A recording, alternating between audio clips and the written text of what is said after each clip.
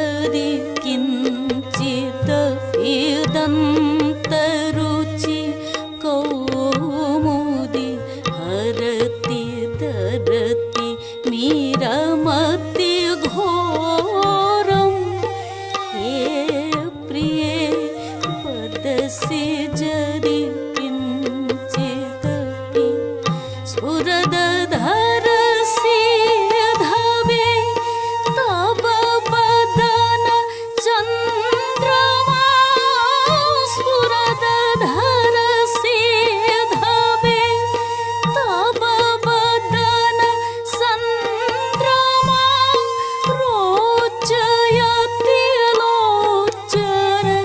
चकोरं हे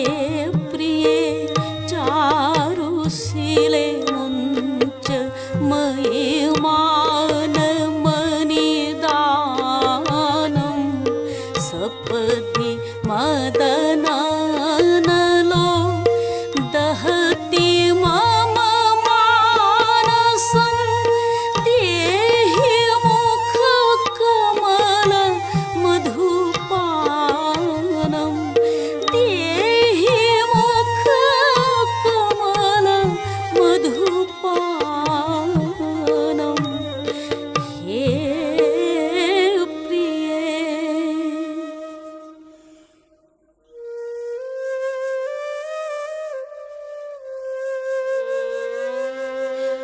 स्मर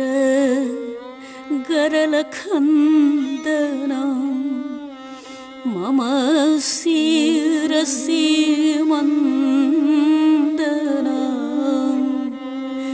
देहि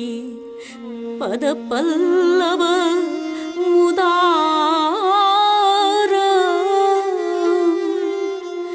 जय